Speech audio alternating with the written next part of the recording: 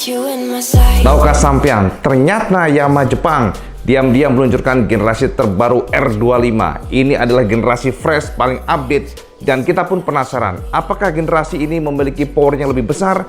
Apakah engine-nya berubah? Kita akan bedah dalam sebuah video berikut ini. Kita akan bongkar cak pelan-pelan. Dan kemana-mana Kang Mas?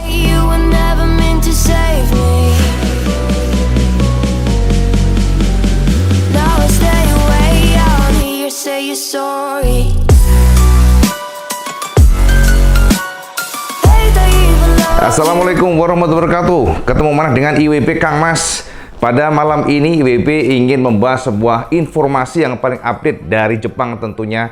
Dan pastinya Cak, mata Iwan Benaran selalu memantau tidak hanya di Indonesia, tapi kita harus rata Kang Mas ya. Dunia semuanya kita akan bedah, kita pantau seperti apa perkembangan roda 2 karena ini juga berkaitan dengan tanah air. Nah Cak, pada malam ini IWB ingin membahas tentang R25 terbaru. Adalah sebuah generasi yang memang paling fresh dan paling update saat ini karena diluncurkan oleh Yamaha Jepang. Namun sebelum kita melangkah ke sana, perkenalkan IWB mencoba untuk flashback kembali ya.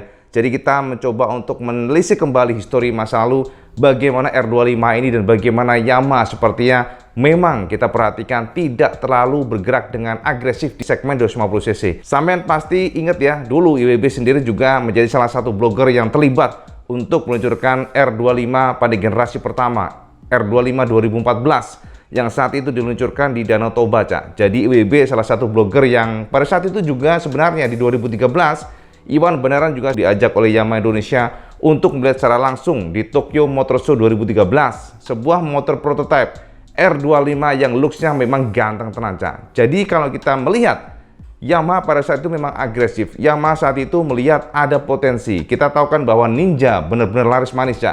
Ninja berhasil membuat kita semuanya tercengang. Ninja dengan kelahiran 2 silindernya ternyata semuanya suka ya. Sampai yang tahu sendiri bagaimana larisnya Kawasaki Ninja saat itu. Bahkan pada generasi yang 2 silinder pertama, rata-rata penjualan bisa di angka 6.000 sampai 7.000 secara total nasional. Jadi ini sebuah angka yang pastinya membuat semua pabrikan Jepang lainnya menjadi ngiler Cak, termasuk Yamaha, sehingga mereka meracik sebuah mesin yang dikatakan mesin very powerful saat itu. Karena kita tahu bahwa Ninja saat itu hanya memiliki power 32 PS Cak.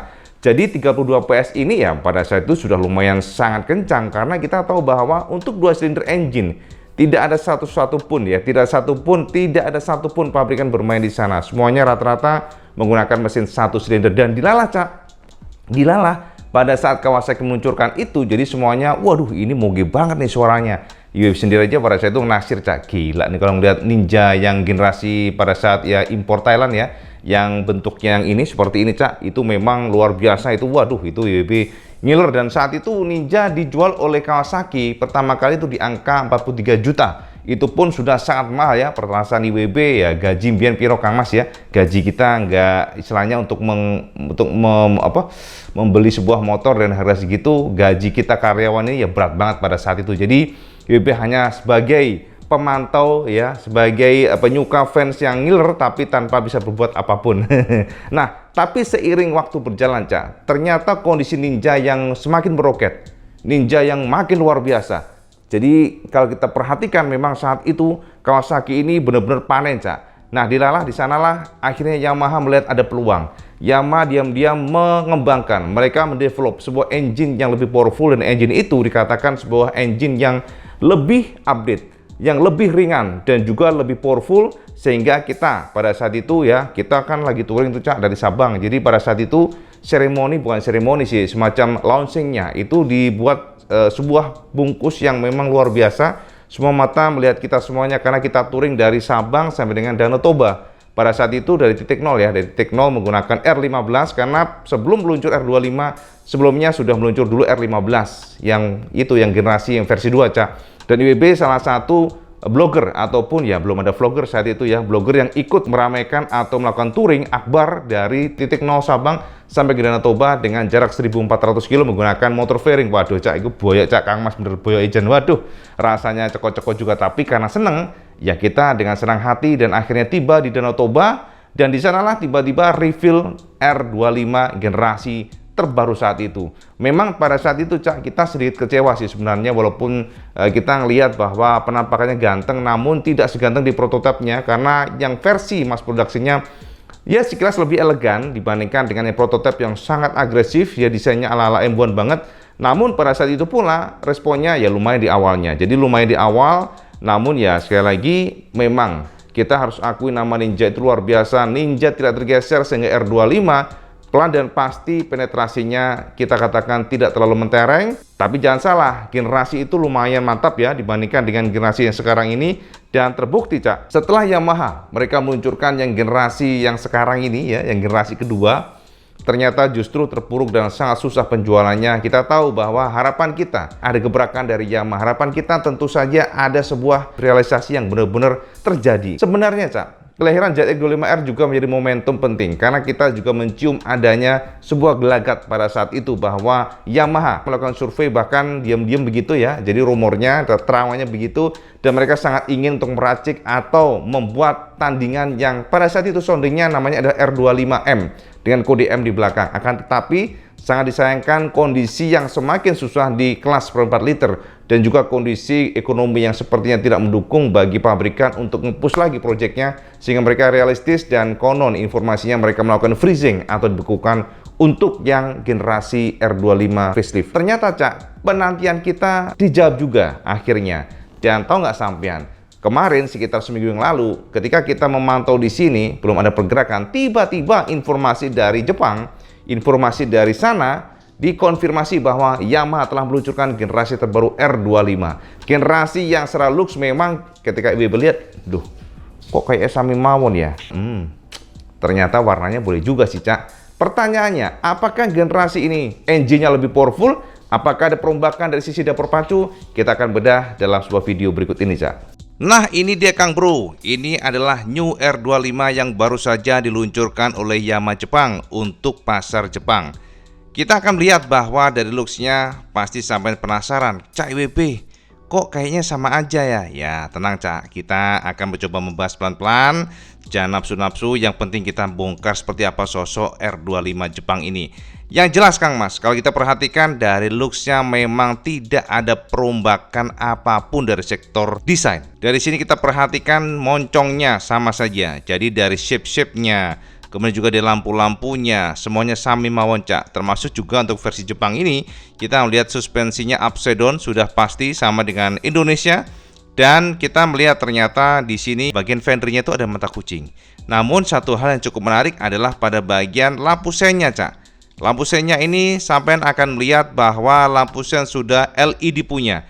Jadi kalau di tanah air kan tahu sendiri ya sampean ya, bohlam biasa ya, mirip-mirip ala kayak punya Fiction ataupun R15, tapi yang versi Jepang ternyata sudah menggunakan lampu sen common part dengan MT25 terbaru. Jadi sudah model LED. Ini kemajuan ya, kemajuan yang kita harus apresiasi. Kemudian juga untuk lain-lainnya semuanya memang mirip sekali ya. Bahkan dari jok-joknya, kemudian juga dari knalpot-knalpotnya sama aja. Namun yang membedakan adalah pada generasi versi Jepang ini kita menemukan bahwa mereka menawarkan warna orange. Orange ini juga eye-catching karena semuanya glossy. Jadi full glossy baik dari tebeng-tebengnya atau fairingnya, kemudian juga bagian tangkinya, termasuk juga fendernya. Namun pada bagian side fairing kita menemukan kombinasi di mana warnanya adalah doff. Jadi kalau kita lihat di sini ada semacam tarikan stripping warna abu-abu ya. Dan kalau kita lihat di bagian samping sini juga sama Cak, abu-abu. Dan kalau kita lihat di bagian ujungnya sini dekat lampu sen ada tulisan R25 warnanya orange dan backgroundnya warna hitam. Jadi kombinasinya cukup apik. Dan abu-abu ini juga dicoretkan oleh Yamaha pada bagian buritanya. Jadi buritan ini semuanya full abu-abu. Kemudian di bagian sini ada pemanis semacam stiker. Kalau kita perhatikan stikernya juga sama ya, warnanya abu-abu tapi gelap begitu dan ada coretan warna orange. Jadi kalau kita lihat Cak, memang cakep ya. Kemudian juga bagian tangki kita akan menemukan adanya stripping pula di bagian sini. Jadi kalau kita lihat dari sosoknya, warna ini adalah warna Fresh 2022. Jadi kalau kita perhatikan dari jauh seperti sosoknya, ini adalah New R25 versi Jepang yang baru diluncurkan oleh Yamaha Jepang di sana. Dan ini adalah versi yang ABS Cak. Jadi juga di bagian peleknya di clear warna hitam, bagian sini hitam untuk pelek-peleknya. Dan yang menarik adalah kalau kita perhatikan Cak, di bagian sini crankcase-nya yang bagian kanan itu sedikit berbeda dibandingkan dengan tanah air. Sepertinya memang ini adalah generasi sentuhan. Nah, ini looks dari samping. Kita harus akui ternyata permainan warna terbaru ini cukup ganteng sih menurut IWB ya, keren ya. Jadi Yamaha memainkan perannya dengan sangat baik pada generasi yang di Jepang ini, Cak. Warna-warnanya itu orange-nya itu dari sini ya. Kalau kita lihat dari sedekat seperti ini.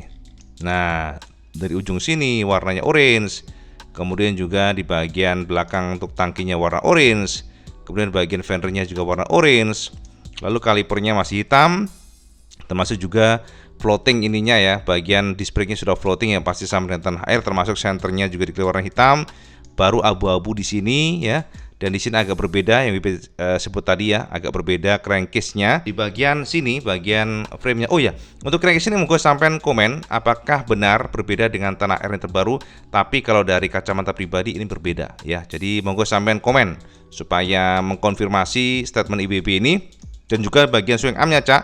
Swing arm-nya sama hitam. Bagian belakang pun sami mawon, Cak. Ora berubah Kang Mas. Jadi kalau kita lihat dari jauh seperti ini. Generasi terbaru R25. Nah, jadi monggo sampean komen. Kira-kira ganteng nggak kira-kira dengan warna ini? Next kita lihat warna yang ditawarkan oleh Yamaha Jepang untuk R25 terbaru. Nah, ini adalah warna kedua, Cak, yang paling fresh. Jadi warna ini beda dibandingkan dengan yang pertama tadi, di mana kalau kita perhatikan menganut model dual tone color, tapi untuk yang black ini pasti yang berbeda. Semuanya hitam. Namun yang sampai harus tahu untuk warna hitam ini ternyata di-clear oleh Yamaha pada bagian sini glossy, namun bagian samping sini itu doff ya. Jadi ini doff, yang sini ini glossy.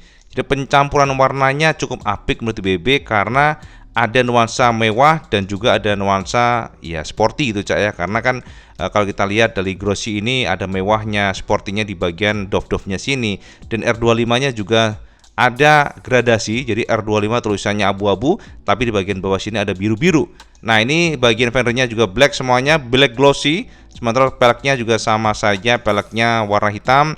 Lalu di bagian crankcase sama, dan tidak ada perombakan apapun dari sektor desain. IWB pastikan demikian. Desain tidak berubah, hanya penambahan lampu sen yang sudah LED ya, dan juga crankcase engine yang sepertinya ini untuk menekan emisi gas buang ya. Ini loh, kalau nggak salah demikian nih. Kalau nggak salah ya, nanti kita akan coba intip dari spesifikasinya. Nah, seperti ini. Nah, ini untuk warna kedua, Cak. Warna kedua ini ya tidak usah kaget lah, ini warna yang sudah ada di tanah air. Karena warnanya adalah warna biru dan juga ada kombinasi warna dark blue. Ini gimana sih bahasanya, apa ini kayak gini? Ini warna apa ya ini? Bener-bener biru tapi gelap itu, Cak. Warna khas Yamaha.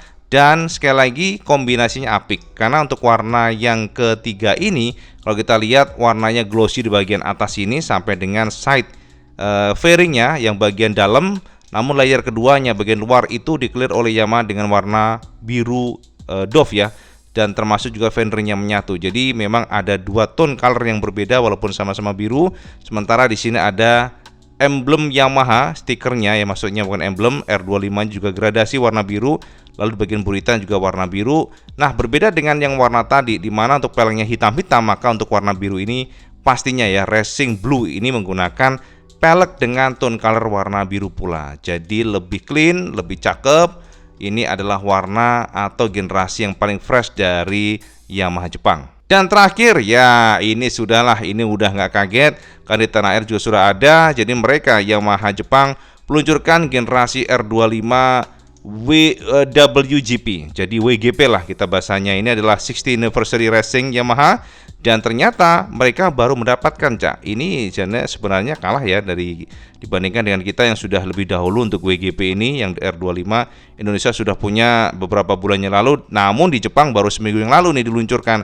Hanya saja, nah ini, Cak, yang bikin kita ngiri di sininya nih ya.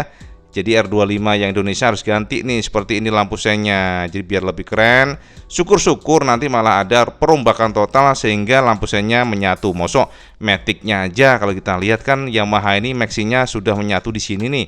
Mosok motorsportnya jendol semua keluar. Bener nggak, Cak ya? Jadi kalau sama nanya, Cak IWB bagaimana dengan engine-nya? Apakah ada perombakan atau powernya lebih besar? Nah, di gambar ini setelah IWB intip secara seksama berdasarkan skema atau spesifikasi resminya. Ternyata ya sampean yang sudah menunggu mohon bersabar ya, mohon bersabar sekali lagi karena ternyata spesifikasinya sami mawon, dimana untuk powernya justru malah turun 1 PS. Jadi konfirmasi dari Yamaha Jepang, power yang dimiliki oleh R25 terbaru ini hanya 35 PS. Jadi justru turun dibandingkan dengan generasi sebelumnya yang sudah 36 PS. Ini sepertinya berarti engine terbaru ini lebih untuk menekan emisi gas buang, Cak. Itu dugaan IWB. Makanya kalau di tanah air masih 36 PS, sementara di Jepang itu 35 PS. Jadi ada penurunan power malahan 1 PS. Jadi ya wis lah. Kita tutup saja informasi mengenai R25 ini, sebab ekspektasi kita engine-nya lebih powerful ternyata malah justru turun. Kita berharap ada perombakan lah di tahun depan dengan benar-benar yang berbeda atau total major facelift ya kira-kira demikian. Oke, semoga berguna, Cak, untuk yang ini. Nah, Kang Mas, piye menurut sampean? Monggo sampean komen di bawah ini ya. Jadi itu adalah update terbaru R25, ini adalah versi yang paling fresh, mendekati ke Agustus ya, ke Agustus ya, bener ya. Dan ternyata memang yang bisa dilakukan oleh Yamaha hanya itu. Kita harus akui bahwa kita sedikit kecewa sih sebenarnya, karena kita berharap akan ada tindakan yang real. Karena kita tahu bahwa Honda pun, walaupun CBR mungkin, bukan CBR, maksudnya secara umum 1/4 liter ini 2 silinder memang sangat susah sekarang ini ya, suffering. Tapi Honda saja masih mau bergerak dengan meracik SP. Jadi versi CBR 250 RR SP yang memiliki power 41 PS. Bahkan sekarang ini IWB mencium adanya pergerakan lain di mana mereka menyiapkan sebuah project dengan kode K64N. Artinya apa?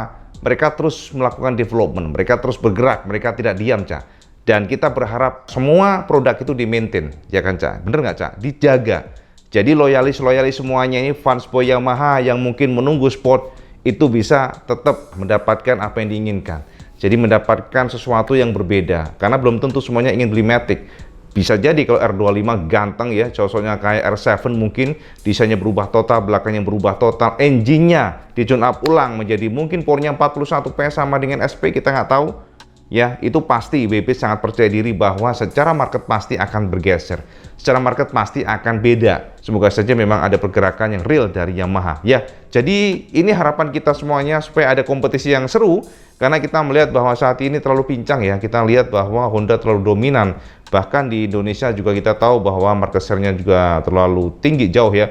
Karena kita tahu bahwa dari sisi strategi marketingnya pun sangat jauh berbeda. Makanya kita berharap Yamaha di masa lalu akan kembali, Yamaha yang kita tahu bahwa dipegang oleh YMKI bagaimana sangat agresif, luar biasa, tidak akan maksudnya bisa kembali seperti dulu lah ya. Jadi produk-produk yang luar biasa, kemudian juga strategi marketing, pokoknya kegiatan-kegiatan touring, support community dan sebagainya.